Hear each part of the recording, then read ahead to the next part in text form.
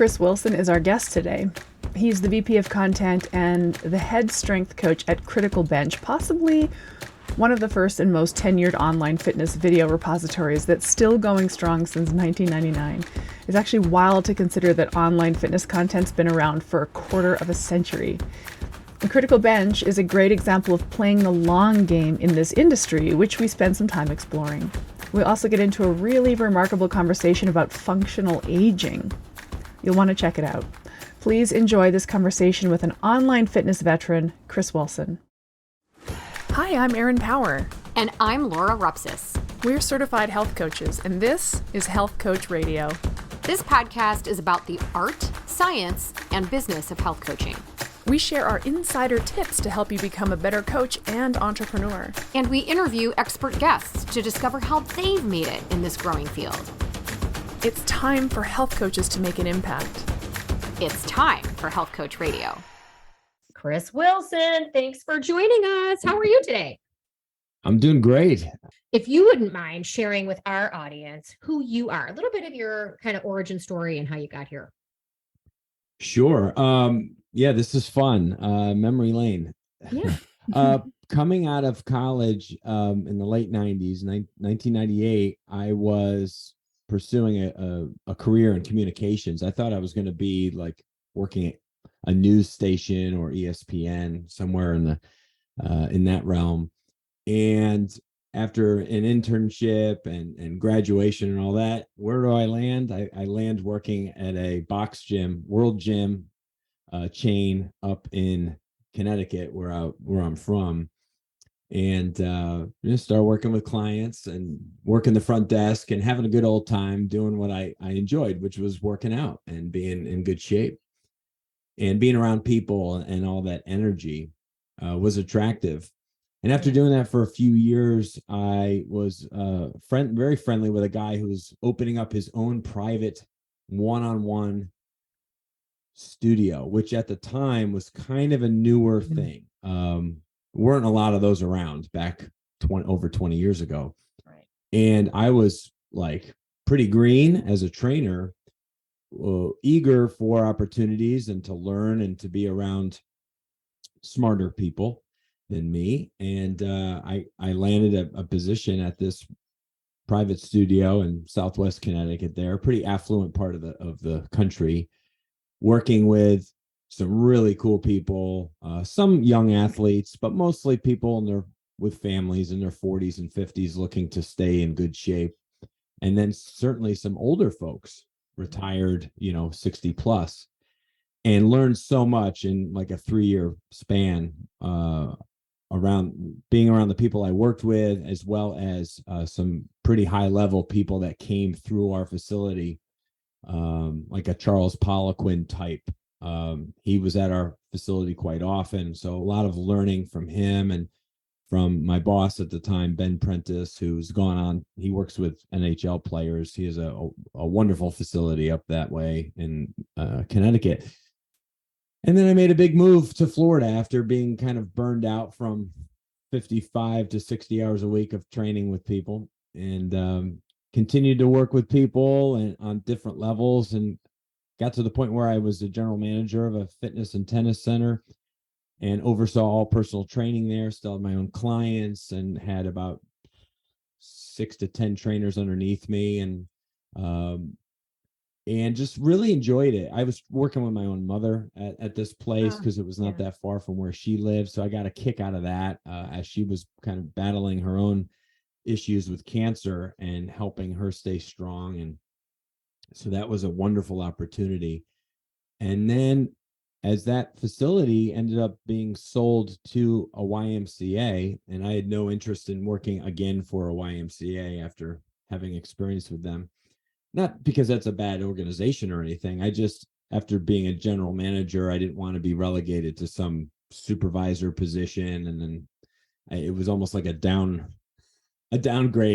So after talking for about a year with who is now my boss, he was also one of my oldest friends who had started a website in the late 90s called criticalbench.com. It was a bench press website.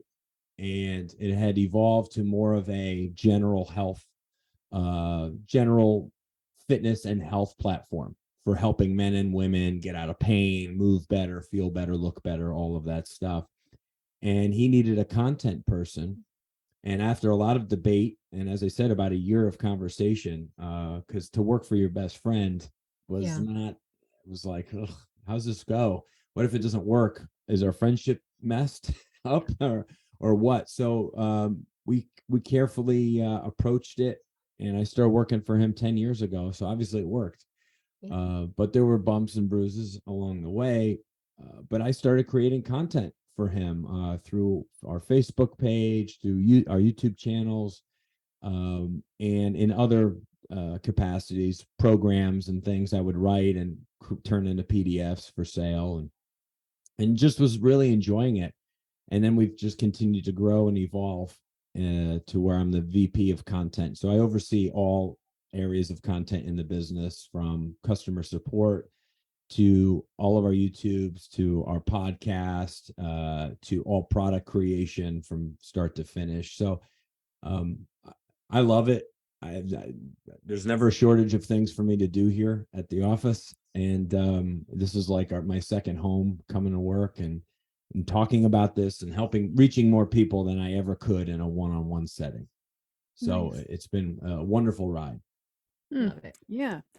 I feel like talking to a peer coming Mhm. into the fitness industry in the 90s. Mhm. It was such a different time. Yeah. Um, so I have so many questions about Critical Bench. First of all, you've been creating content for well over a decade. So we're talking blogs, we're talking video, we're talking long form video content. That's where you came up. Yeah. Again, I'm reflecting back to the heyday of content when it was what it was back then. Yep.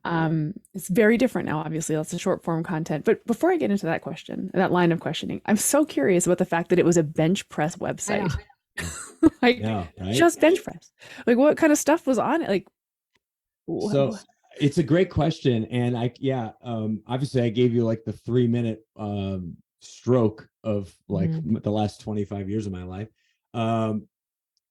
Yeah, Mike coming out of college. So again, we grew up together. We played high school football together. We went to universities not that far from each other in state universities up in Connecticut.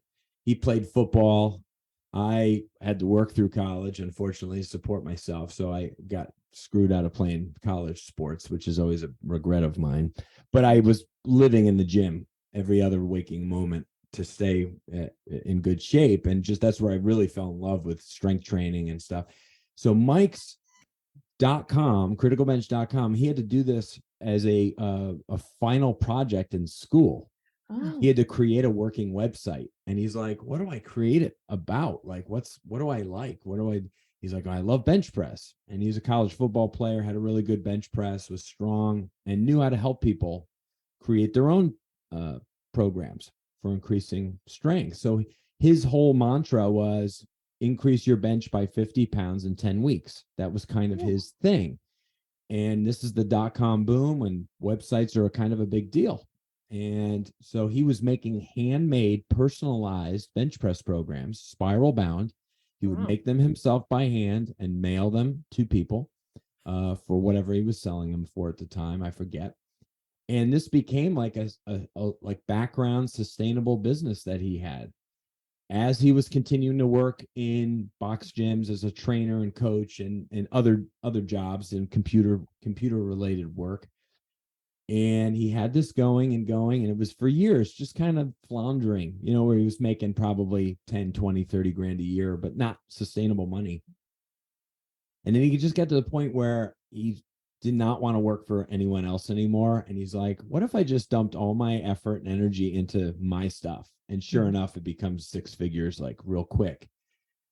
And he's still, the focus is strength and bench press and all of this stuff. But from like 05 to 07, as he started surrounding himself with other people in the fitness space online, he realized I don't have to be so niche. I can start to open things up a little bit, and started getting into the other things like pain management, which is a huge part of lifting heavy, right?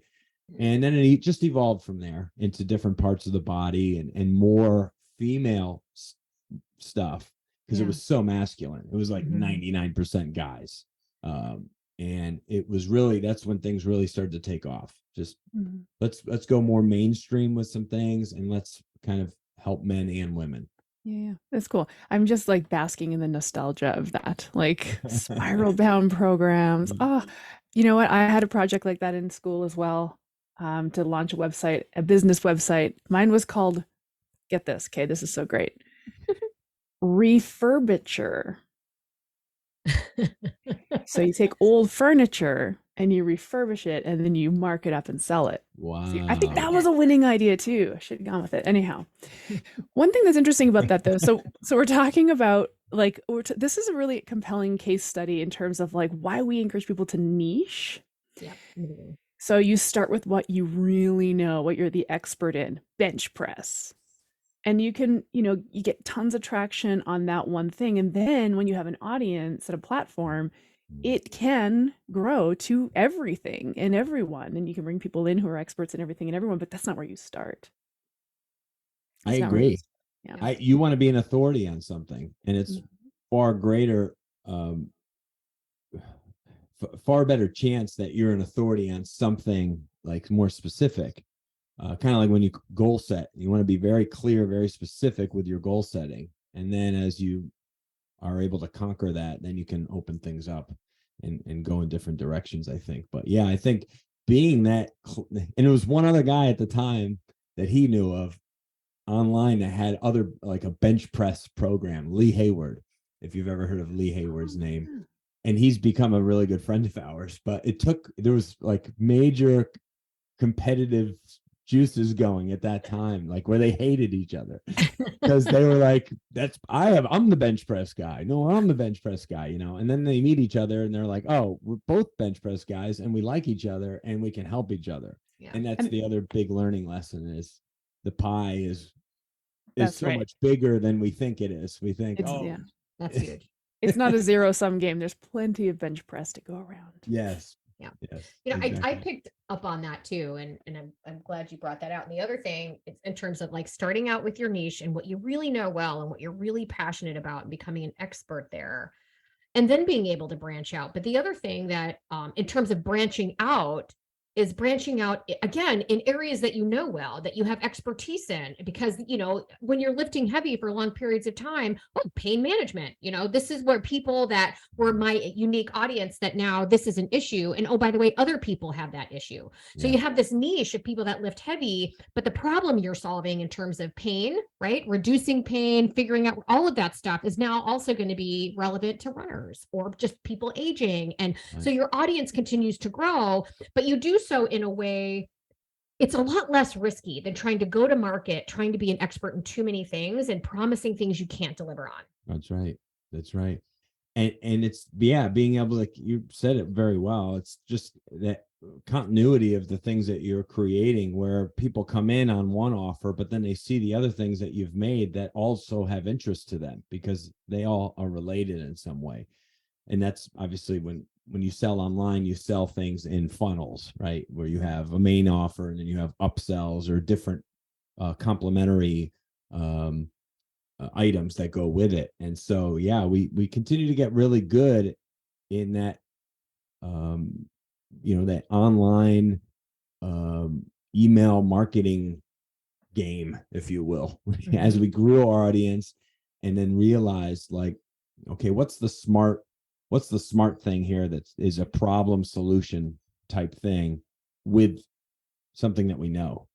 And then we can take more complex, that this is the other thing that we got really good at, is taking more complex or complicated programming and really simplifying it to the point where people could do it at home by themselves, 10 minutes, 15 minutes a day. And that's, so it's a little bit less of an anxiety buy and more of a empowerment buy. Because I think so many people, they buy these things, right? These things to use at home or these programs to use at home, but they're 12-week programs and there's a lot involved and it's a heavy equipment base and you need to go to a gym to do it, or, all of these different things. And it's overwhelming for people. Mhm. And we wanted the exact opposite. What can people do without anything, with just body weight or with just one simple tool, and, just commit 10 minutes a day or 15 minutes a day to this thing 2-3 times a week and get results from it. And so that became our wheelhouse and has been for, 15 years. Amazing. I Mhm. mean, the iteration that must have had to happen just because you've been at it for 15 years. It's just amazing. I just think how many other content platforms, training platforms would have thrown in the towel in that time, and Yeah. you stuck it out and had to roll with ever changing, Yeah. not only technology, but just the way users interact with technology and the way users interact with fitness programming as well.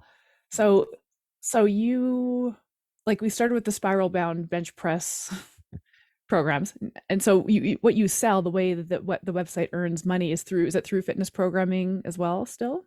Yeah, but really what it comes down to now, obviously the focus is not at all on the website, but it's leading people to a really beautiful either sales page, Mhm. reading page, from top to bottom, that's just wonderful to scroll through. It's mobile friendly, great images, things slide in, very attractive, or a video sales letter.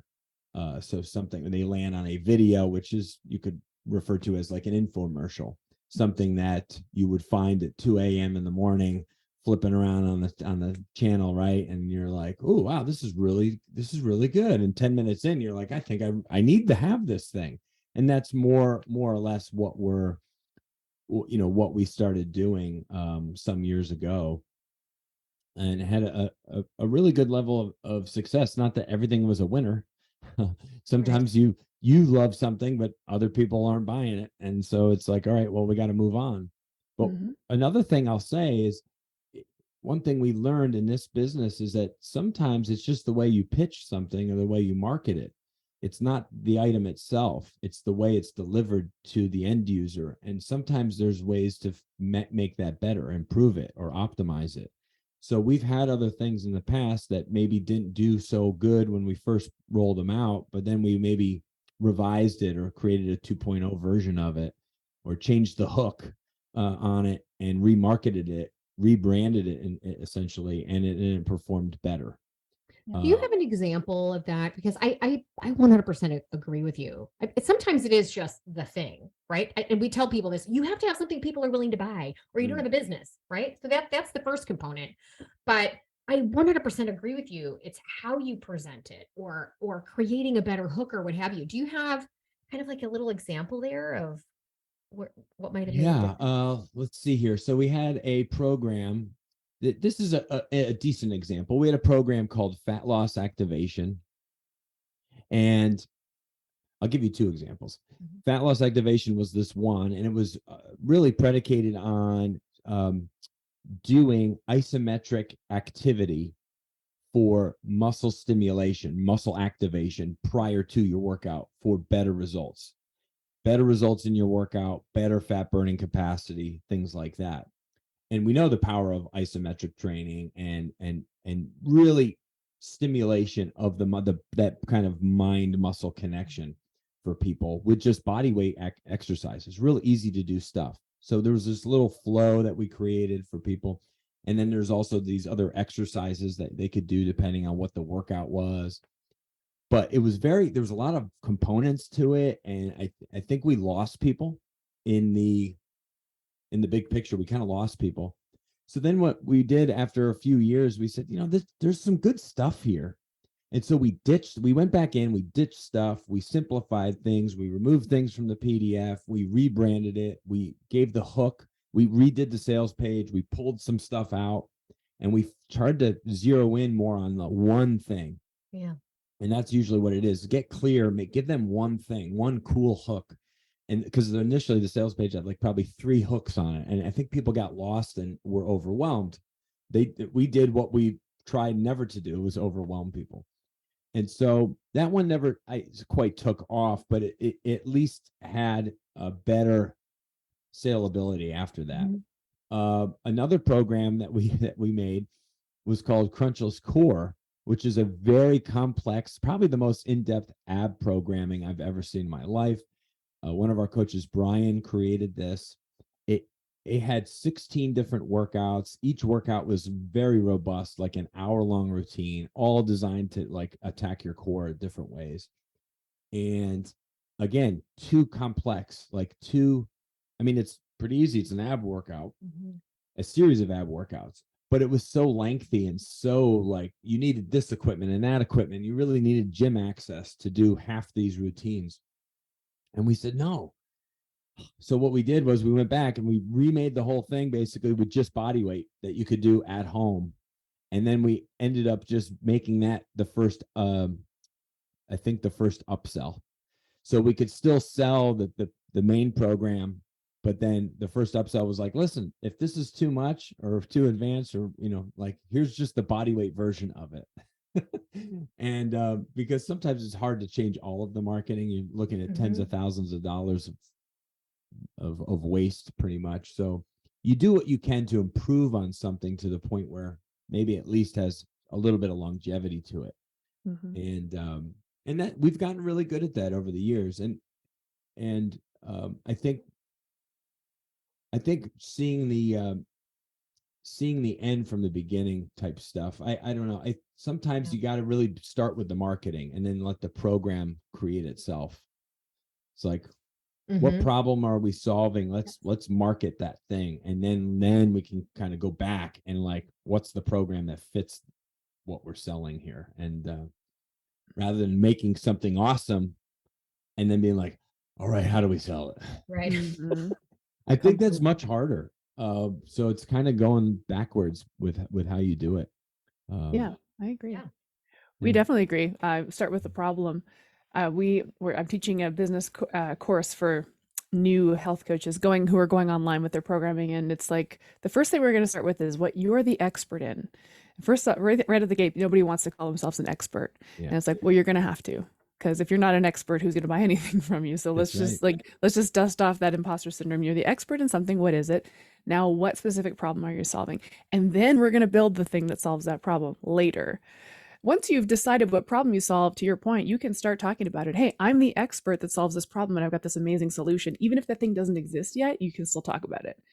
It does seem probably counterintuitive to somebody new to business to go and sell a thing that doesn't exist. But it's actually an easier way of doing it.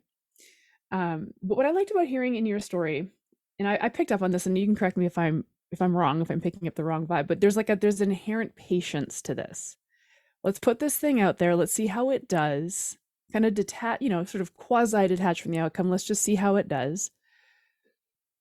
Didn't do as well as we thought. Let's bring it back in, see if we can make some adjustments and try again. So there's just a real patient, very clinical, like non-emotional approach to that. And I think that's where a lot of people fall down too. They'll put something out and say, well, that didn't work. I'm done. I'm not good at this. But we need to like fail forward, which is a kind of a cliched little phrase at this point, but I was talking to my own business coach about this amazing win that I had, which is that I had the most unsuccessful launch ever a few months ago. I put out my group program and it flunked. And I was like, nice. Okay, now I can bring it back and adjust it. Okay, I can figure out why this happened. Hey, it's Erin, co-host of Health Coach Radio. I've trained men and women of all different body types and skill levels, and take it from me, women are made for strength. They may just have a different way of getting there than men do. With the Primal Health Coach Institute's Strength Training for Women Specialist certification, you'll be able to address the needs, challenges, questions, and goals most relevant to women. You'll learn how to design a training program, and then you'll develop one. You'll also learn how to co-create individual eating strategies for clients and how to navigate potentially sensitive topics like menopause, reproductive cycles, hormone-related dysfunction, and diet culture. If you want to empower women to become fitter and stronger, then visit primalhealthcoach.com and learn more about our specialization in strength training for women. And I think what is in your favor is that and I keep coming back to this, I'm sorry, but you have been in it so long. You've been in the game so long, and you've seen the evolution of technology and communication, versus people coming in now seeing these instant successes. Somebody go from 0 to 2 million TikTok followers, go viral. And if we're not, it's like if we're not going viral, then we're standing still, is kind of the mindset at this point. We've always considered ourselves, it's a great point that you made, and you're right on point with like our mindset here, and it took a while to get here for sure. You got to be grinders. You have to be gritty, and don't be so quick to throw the towel in on something. It can take a long time to to see what you're capable of. And there's that bell curve. Mike has talked about it before in a lot of his leadership stuff. Mike, the founder of Critical Bench, my close friend. And there's that enthusiasm and that passion and excitement is very high in the beginning with most things that we start on. And then there's a point where it kind of tapers, right? Mm-hmm. Plateaus. And then there's a point where it drops off quite a bit. And if we can get through that valley point, if we can get through there, it's gonna come back up but it's probably in that 2 to 3 year period or 2 to 4 year period when that typically happens. You can maintain the enthusiasm for probably 1 to 2 years. And then when you're not seeing the fruits like you anticipated, it can really wreck you. And then you want to just move to the next thing. Oh my gosh. So, I mean, right, Aaron? I mean, I have been saying this since we started our school and we had our first ever masterclass. I've launched a couple of businesses. I also spent 25 years in sales where I took over different territories. And there's a certain amount of time that it takes for you to just really hit your stride.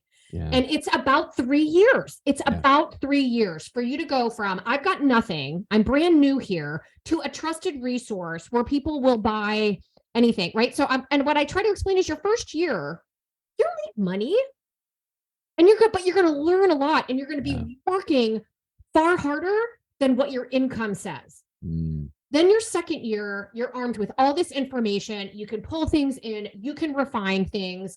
You're going to start to get more clients because you'll get some referrals. You're going to really understand where things went. Just the second year is better, but you're still really learning, and you're really setting the stage for that third year.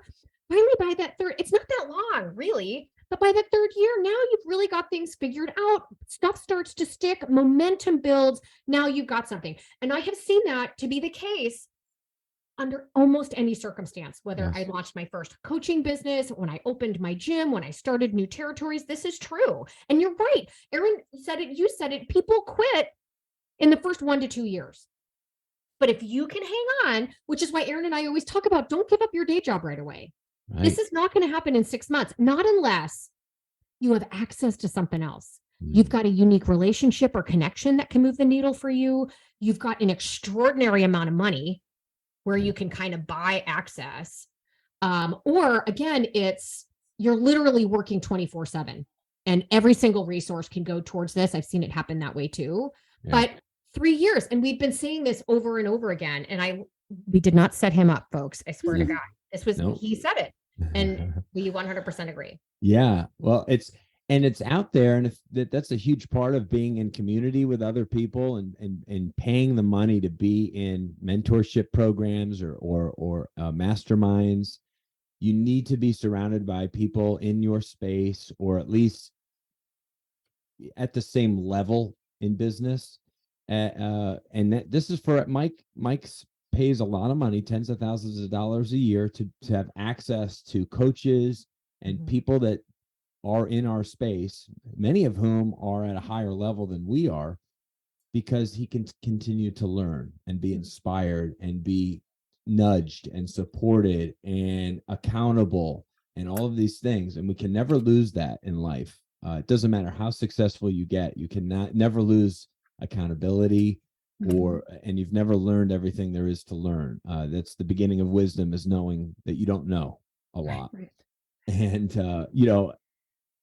as a 47-year-old man, I'm at the point now where I have massive appreciation for other people and that I can learn, and no matter how old they are, that I have the ability to learn from them, even if they're 20 somethings or 30 somethings, because there's a lot of things that 20 somethings or 30 somethings are doing that I don't do at all or don't do as well. And I could learn from them. And so never close yourself off to learning. But one other point I want to make, which ties right into everything we're talking about, is when we're the creator of something, we can be so attached to it that we're blind to how to make it better or how to change it. And we won't open ourselves up to healthy criticism. And that can be a killer. So even if you're in love with what your widget is, you have to be open to tweaking it or changing it in some way based on feedback that you're getting, especially if you're not seeing success with it. You can love it all day long. Like I can love a book that I wrote that's sitting on my shelf, but if it's not selling, then how's anybody, so it's like you got to be able to make the changes so that it's more appealing to more people. Yeah, yeah. Well, I think one interesting point that you made with respect to this timeline that we really geek out on, this 3-year timeline, you said you snuck this piece in, which I thought was just such an interesting point that we should probably just bring back in to the spotlight here, which is it might take you about 3 years for this thing to take off, and you have about 1 to 2 years of enthusiasm. Like that mismatch is real. So what are you going to do to bridge that moment where your enthusiasm starts to falter because it's not going fast enough? And I think that's where masterminds and coaching and peer groups helps to keep you engaged and enthusiastic while it is building. Like I feel like it's inevitable that it will build. I actually just had this conversation with my group program people, and it's going to sound so simplistic, but I said to my group program people who are doing my program that I make, I said, look, this works so well unless you quit, and then it doesn't work. Then it's guaranteed not to work. So just don't quit. And it sounds like the dumbest, most simple advice, but it tracks for everything. That's right. It will work if you don't quit. So what are you going to do to bridge that period of time between when your enthusiasm starts to wane and it hasn't quite taken off yet? And I think that's really the opportunity to get in with your peers and mastermind together. Yeah, it really is. Yeah, because we can run out of that.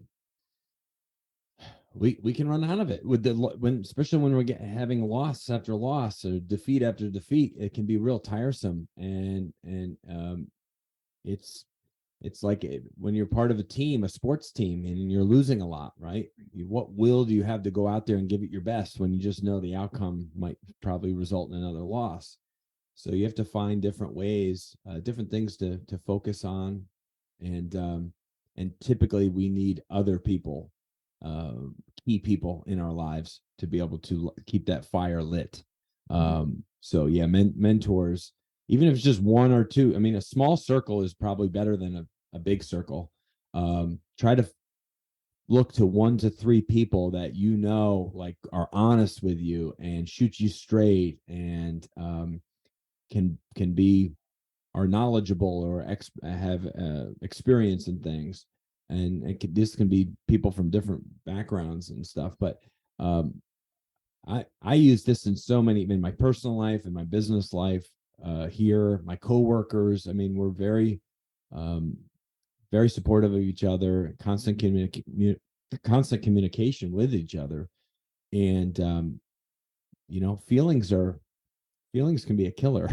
If we let our feelings dictate everything, right? I could be happy right now and sad in an hour from now, and like that I still got work to do, so you have to be able to manage those emotions and those feelings, and like I said, be a grinder, and that stick-to-itiveness, that the elite athletes and stuff you'll see, the Kobe Bryants and the Michael Jordans and stuff like that, the Jerry Rices. Why are these guys so good? They're so good.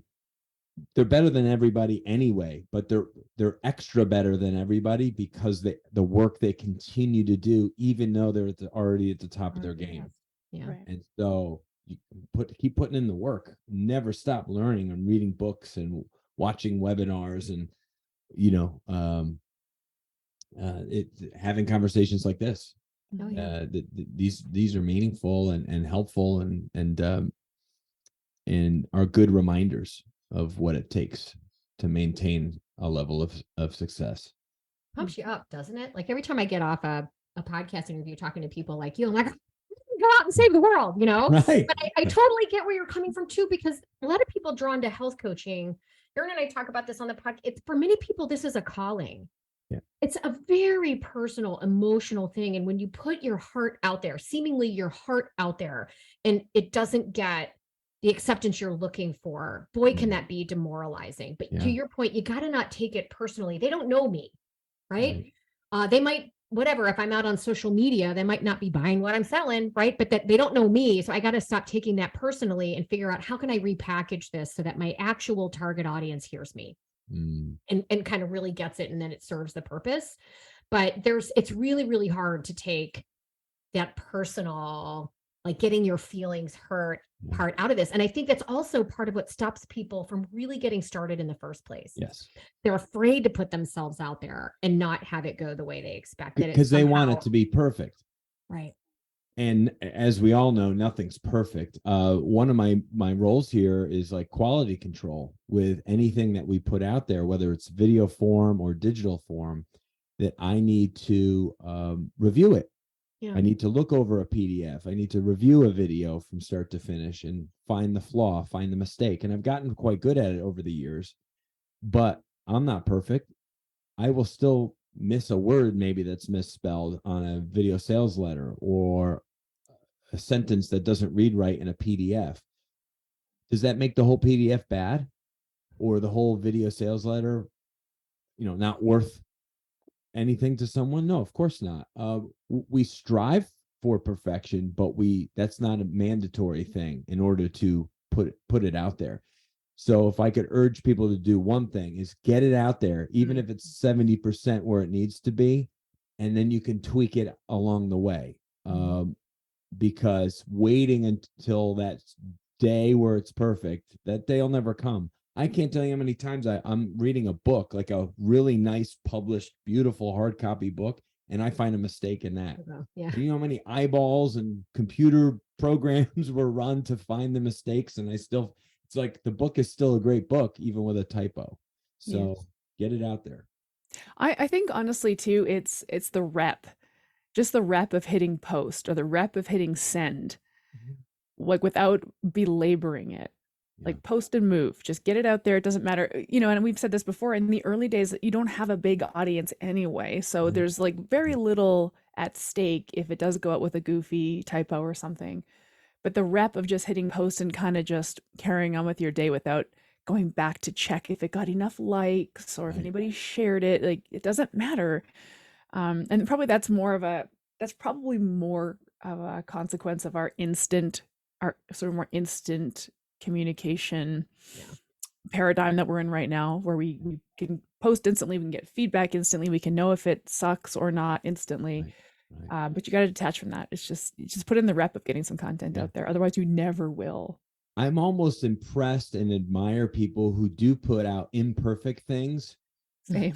Because I'm like, they're go-getters. They're in it. They're every day. You can count on this person, or every week, or whatever their content release is, that they're not stuck with perfection. They're just all about solving problems and putting stuff out there in the world, regardless if it's perfection or not. And knowing that they're helping somebody on the other end. And that to me is what's attractive. And yeah, every business, regardless of how you're reaching people, needs to focus on that. There's always ways to improve. I can improve every day as a husband, as a dad, as a coach, as a supervisor, as a podcaster, but it's not going to stop me from doing what I'm doing. I'm not going to give it all up because I'm not the best at it or perfect at it. We're all flawed. I want to, if you don't mind, shift gears a little bit to kind of what we were talking a little bit about before we hit record. We were talking about this whole brain body connection and this older population. And the reason my mind took me back there was we're talking about, you have to have something people are willing to spend money on to sell. And you were talking a little bit about how, really you found yourself serving people 40s, 50s, 60s. Look, those are the people that have discretionary income. It's true. Mhm. My 25-year-old son works out, but he's spending whatever, $5 at the cheap gym down the street, right? Because Right. that's where he is. So the people that are going to have the money to pay you are this sort of older population that need to build lean mass. They need to be able to maintain function as they age, to remain independent, all these things we were talking about before we hit record. So I'd love to talk a little bit about how Critical Bench went from the bench press site to this sort of broader service, Yeah. and how that might have changed your demographic, and what's your messaging now? What are you Yeah. focused on? What are you selling? So it does. It's kind of where my passion for working with the public has always been. I mean, I enjoy working with high school athletes and like going into college or college athletes. Always got a kick out of that, and really cool sports performance programming and stuff. But I always had such a heart for people like my grandparents' age, or approaching that age, and their desire to maintain a certain quality of life, a certain amount of strength and mobility. And I took it very much um, to heart that, like, I want to treat them like another trainer might treat my own family member who's older, aging. And so I don't know. I was always it formed these great bonds and connections with these people that I'll never forget. Working with them for years at a time. People, many of whom have passed. Right, I've been doing this long enough where a lot of people I've trained who are 70s and 80s are no longer alive. But I was part in making those later years better.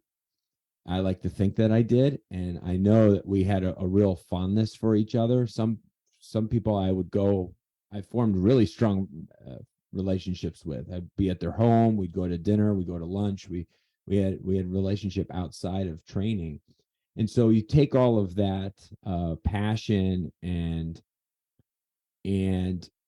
then I wind up here in an online environment where I can reach not just 100 people, but tens of thousands of people.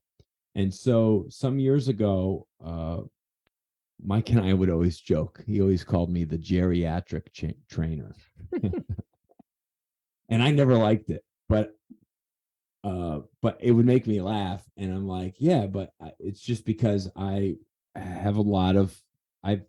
thousands of hours of working with these people. And so I know what their needs are and what their desires are. And it's not about a big bench. It's about, how do I get from my bed to the bathroom safely without falling? How do I get up out of a chair, into my car, out of a car, up 3 stairs safely and feel good and confident?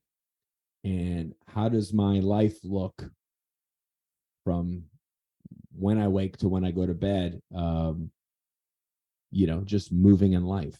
And so I took all of that and I created a program called Neurobalance Therapy, which is about creating a stronger connection from our feet to our brain, a stronger neural pathway. And it's really simple. It's based on simplistic movements, but every routine begins with a spike ball that they roll on their feet to start to stimulate the deep peroneal nerve, which starts on the outside of our knee, essentially runs down and ends between our big toe and our second toe. And it's kind of the primary nerve when it comes to foot drop or drop foot. And that's something that can really rob people later in life, or lead to catastrophic injury. Because when we don't have a good sense of where our feet are when we're walking's dangerous. Yeah. So I wanted to create a program based on very simple balance exercises that also helped stimulate this nerve and would really cater to the 60 plus audience. And it's done extremely well. We've been helping, I don't know how many thousands of people, but it's been doing very well for the last couple of years. So I know it's reaching people all over the world. And I just, in making the program, I was doing a lot of reading as well about the power of movement on the brain. And it's amazing some of the quotes that I would read from neuroscientists, people that knew the brain far better than I did.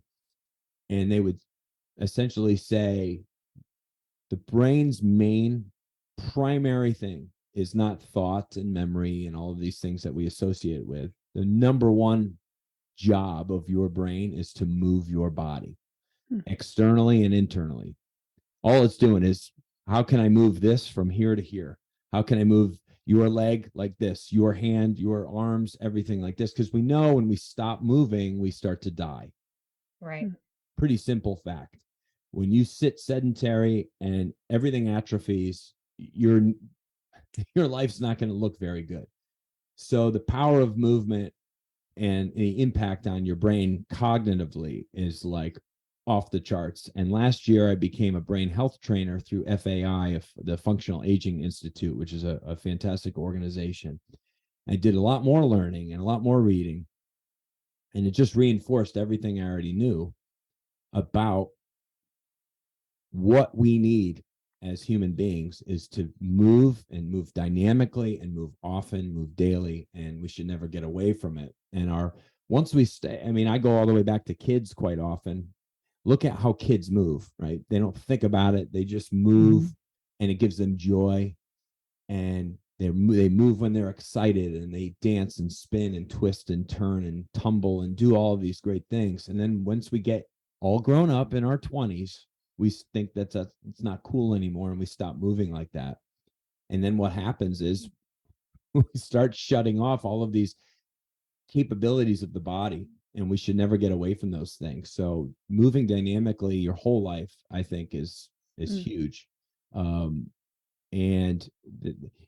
on some level, I realized that a lot of people just don't like it. They don't like exercise. They don't like movement. It's hard. They don't like the way their muscles feel or sweating or anything.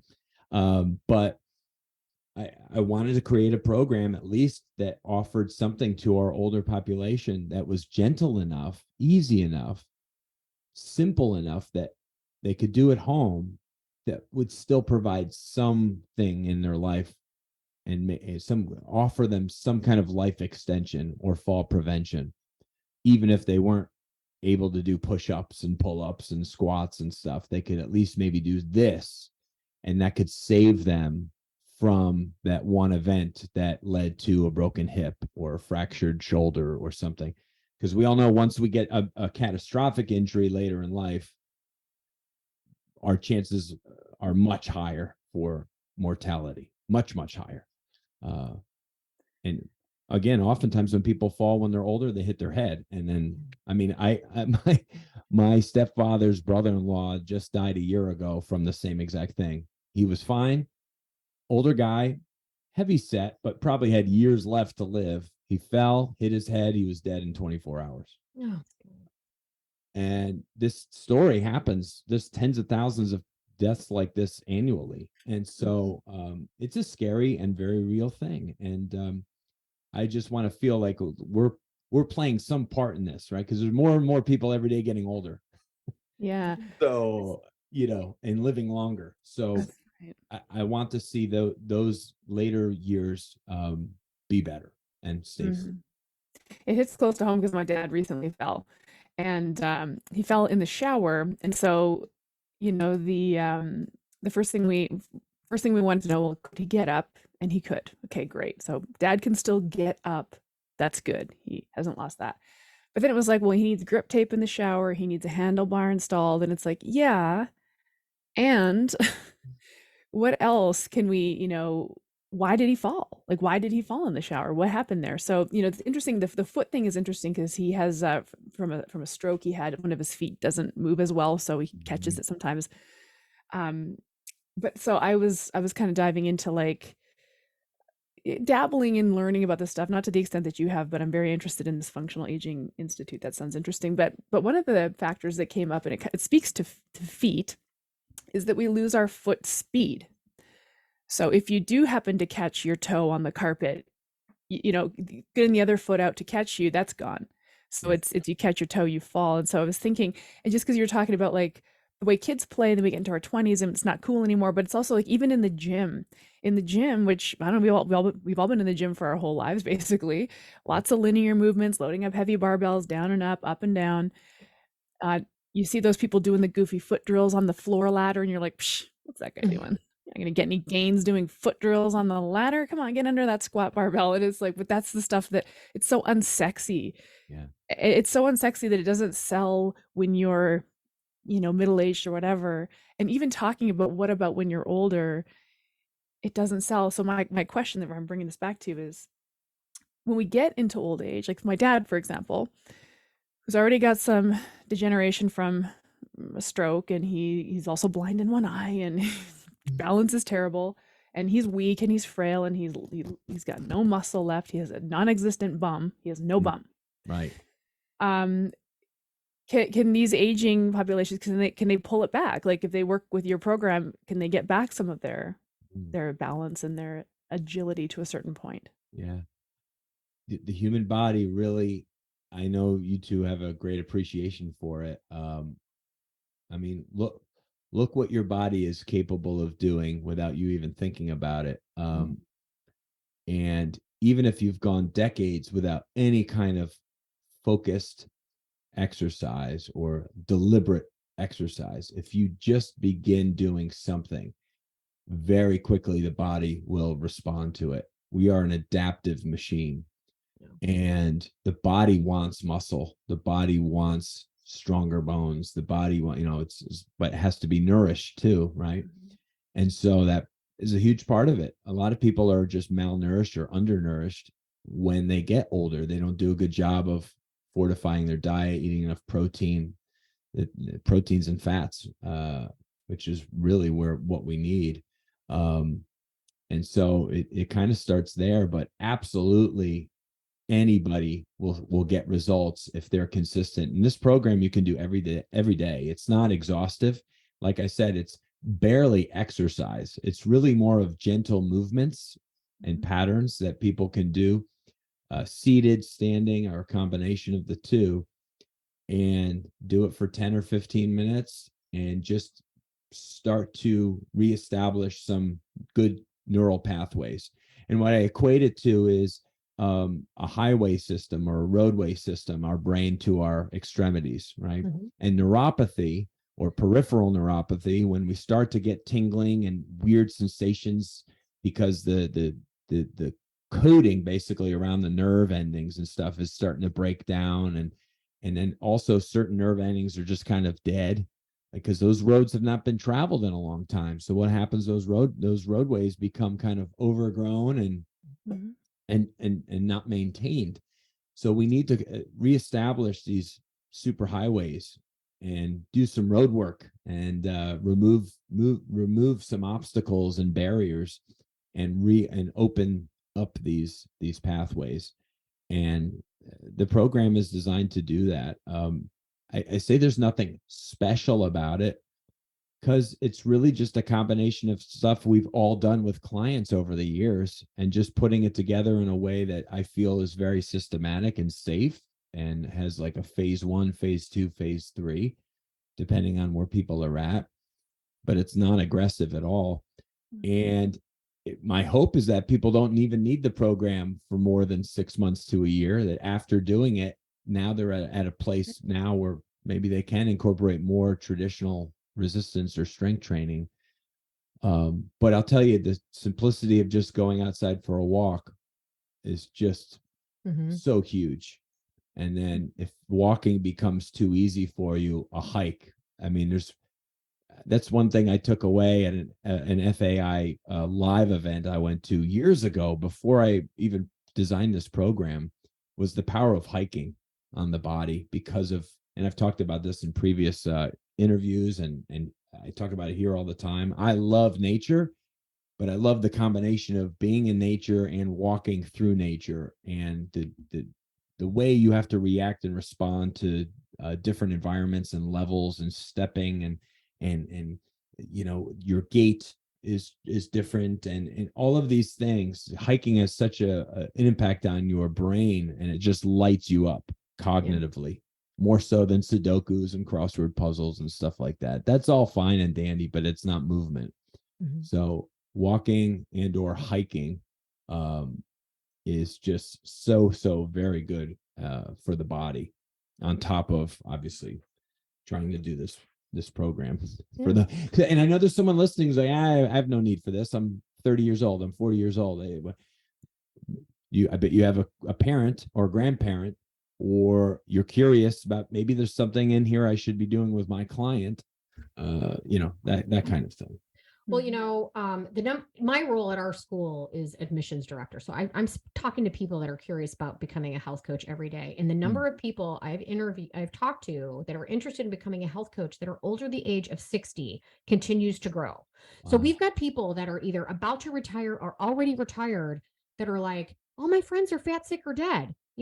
I want to be able to help my demographic, Yeah. to help them. So this would be a perfect program for them Yeah. to invest in, to educate themselves and or recommend to clients. So if you don't feel equipped to coach or train somebody through this, it's a program. It's, again, we talk about health coaches providing resources for clients. Something like this is perfect. And oh, by the way, if you're a 30-year-old and you open a CrossFit gym, I'm going to tell you, the vast majority of your clients are going to be 40 and 50-year-old individuals, some people that are older now, because again, they're the ones that can afford your $150 or $200 membership fee. That's right. And you've got to be aware of the kind of wear and tear you're placing on them. And programs like this makes phenomenal accessory work, or perhaps it's, hey, let's see how you do with this kind of thing. So, I mean, even if, to your point, you're kind of in your 30s and you're at some point, as you age and just the clients come, they're going to kind of be in this demographic. You can tell when someone just does not move well. Right. And being able to kind of apply some of this knowledge in terms of neural pathways by just adopting these non-aggressive movements that allow the brain and the body to communicate better. It's going to make them better at all these other things. And it's going to make training older people safer. No doubt about it. So I absolutely see the application here. And I just love where your come from is here as well, in terms of why you built it. There's a lot of authenticity in that, which I love. Well, I do. It comes from a good place. I just always took so much joy in what my 1 hour with some of these people meant to them. It's almost like, I don't know. I wish I could go back almost, and have those sessions over again with some of these people. Again, many of them are no longer here, but I mean, working with people with foot braces, leg braces, people that were post paralysis or post stroke, who had limited movement and capacity to do things, but they still showed up because it meant a lot to them to work with somebody who cared about them and wanted the best for them, and realized how important it was that they didn't stop moving. And it was just so rewarding, and I'll never, like I said, I'll never forget it. And it just feels good to try and solve a problem, and put something out there that people can, that hopefully can help somebody. I mean, if it saves one person from a catastrophic fall, it's like I did my job. So no, it's good. It's very rewarding. Once again, Erin has to get out her credit card and buy the thing that the podcast host is selling. Our podcast guest is selling. Because for my dad, I do want it for my dad. So is it an app? Is it web-based, or video-based, text-based? How's it delivered for old folks? It's the easiest way to do it, or to see it, is just go to neurobalancetherapy.org/Main, MAIN. And then I'll take you to the video sales letter based on a real person, Marianne, who fell in the woods. It's obviously, it's a little bit more dramatized to get people's attention. It's a funny story about this, and it's a very quick story. My brother came upon this several months ago, did not realize what it was or who it was. It's my voice. He had no idea, but he said, I was drawn to the story and I kept listening. And then all of a sudden I see your face. like 10 minutes into this video, and it's my own brother, and he's like, what the heck is going on here? And I said, well, I guess it worked because it kept your attention. Oh my God. But if you don't want to watch the video, because some people don't want to watch the video, they just want to get right to like the text page, they can just go to, if you go to click away, you can click read transcript, or you can go to the other link, which is neurobalancetherapy.org/transcript.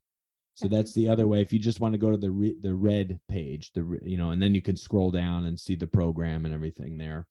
But no, as I said, this has been out for not quite 2 years, but it's been doing really, really well and helping a lot of people. We've had some amazing testimony from people. And since I run customer support, I get to see a lot of these questions come in about application and things, and I get to respond to these, and the people really get a kick out of the fact that it's the guy who created the program is talking with them. So it's a lot of fun for me. Sweet. Oh, that's so great. Okay, so we know where they can go for that. I mean, where else can they find you and more information about Critical Bench and what you guys do? Yeah, any platform, just type Critical Bench. On Instagram, it's at The Critical Bench. On YouTube, just type in Critical Bench or Critical Bench Compound, which is the name of our gym right outside my door out here. Our main YouTube channel, we have a lot of free content, over 4,000 videos on YouTube. I think we're about to hit 1.1 million subscribers on our main YouTube channel and close to 100,000 on our secondary channel. And our podcast is Strong by Design, that I get to host some and manage. And we talk about stuff like this, but all areas of life, body, mind, and spirit. So yeah, they'll find, if they just start typing Critical Bench or Strong by Design on platforms, they'll find us. Awesome. It was really fun chatting with somebody who's been around since I've been around. Like, wow. And it's just you look good. It's a story of persistence. Like, the internet changed, everything changed, and we can also change, and our businesses can and should change, and we have to just be open to that. So tip of the hat. Thank you very much. Thank you. It's been a great ride, and I'm eager to see what the next 10 years brings. It should be interesting. Awesome. Thank you so much, Chris. This was so great. It was an absolute pleasure. Thank you so much, Laura and Aaron. This podcast was brought to you by Primal Health Coach Institute. To learn more about how to become a successful health coach, get in touch with us by visiting primalhealthcoach.com/call. Or if you're already a successful health coach, practitioner, influencer, or thought leader with a thriving business and an interesting story, we'd love to hear from you. Connect with us at hello@primalhealthcoach.com and let us know why we need to interview you for Health Coach Radio. Thanks for listening.